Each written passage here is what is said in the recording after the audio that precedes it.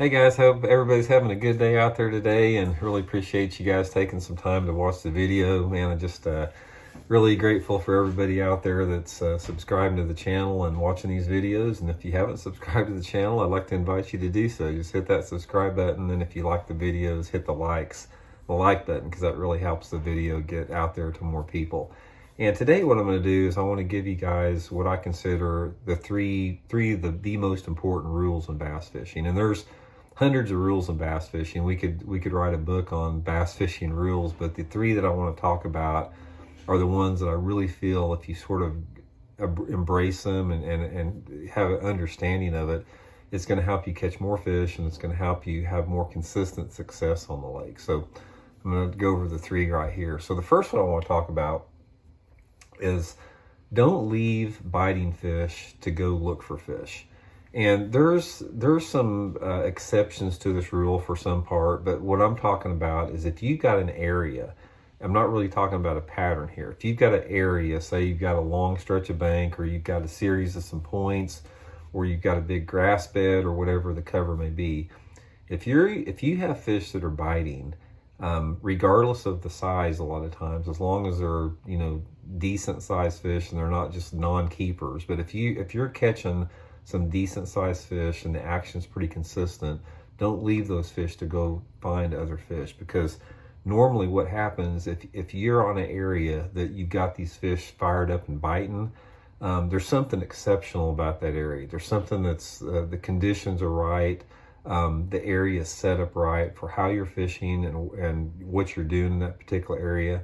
And it's always better if you're catching fish, specifically if you're catching like a mix of like little ones and some quality fish and in between ones, it's more important to basically exploit that area completely with technique and get into that area, change up techniques, change up colors, change up angles before you make the decision to leave. Because normally what happens if you leave biting fish, that window goes away. You may go to some other place, they're not biting, you come back to the area you were in and they've quit biting. So one of the things that I found out in my fishing is never leave biting fish. I mean, just stay with them until they just absolutely quit biting.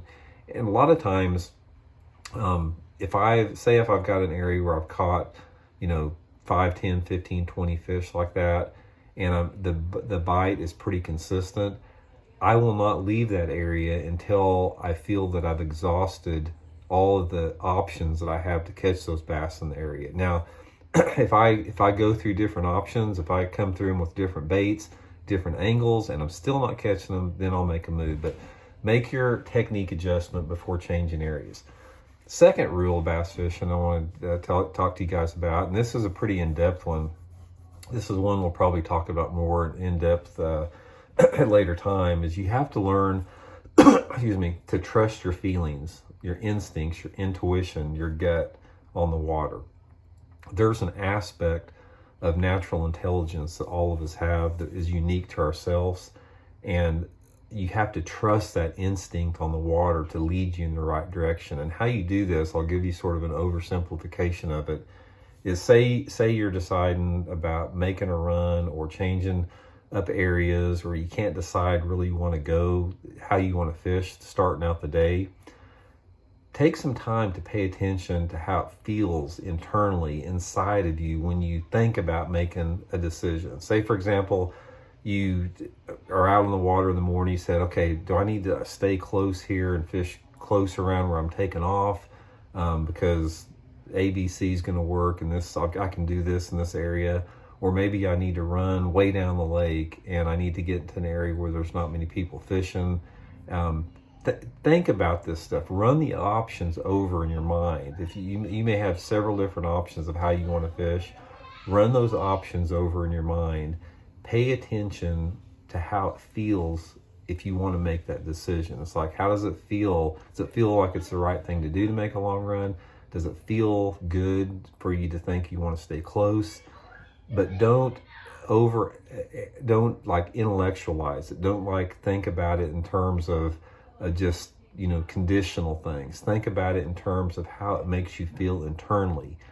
And once you learn to trust your intuition and your instincts on the lake, it goes a long way into helping you make those right decisions. And this is something that's sort of a high level technique rule, but it's something that we all have. We all have that ability. I mean, every aspect of our life, every decision we make in our life, if we have a variety of decisions to make, there's always one that feels better than the other. So pay close attention, guys, to how it feels internally before you make an area change or a technique change. I can promise you, more than not, your feelings are usually right.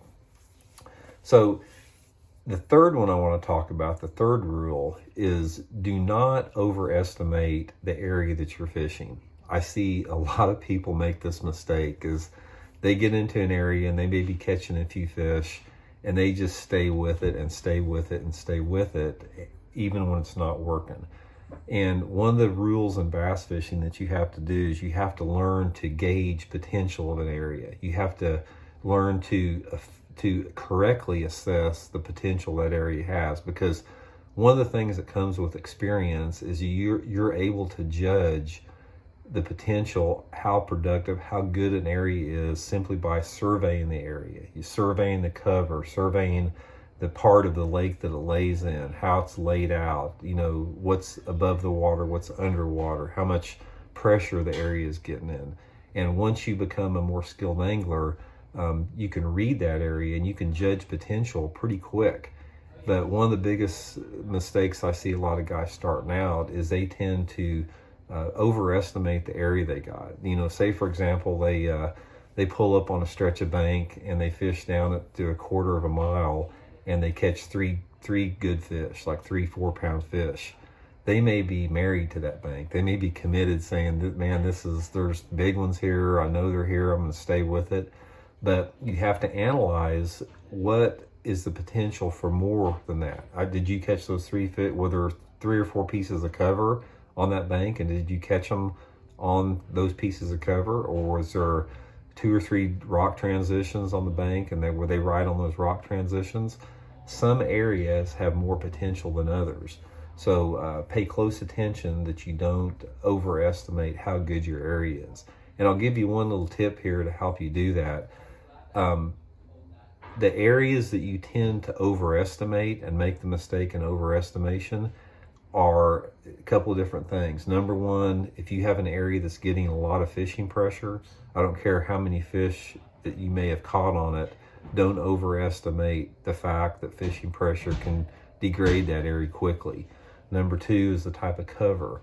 A lot of times, if the area does not have sufficient cover to support a large population of fish, you can overestimate that. Say for example, if it doesn't have a lot of wood or rock cover, it doesn't have a lot of grass cover, if there's not much there to hold the fish, a lot of times you can overestimate that too. And also you can overestimate an area because you can roll in there and say you find an area and you catch some good ones on a topwater bait because it's maybe cloudy or rainy or it's early in the morning and you think there's a bunch of fish there. That area could be just completely situational. Or the same with a flipping bite. Say it was bright and sunny, you caught some fish in there and those fish were tucked in tight to that cover, and then the tournament comes up and it's cloudy and windy and those fish are biting. So you have to be able to judge the potential of an area based upon weather too. All that just comes into a matter of just experience in the water. So anyway, guys, that's my top 3 there is, don't leave biting fish to go look for fish.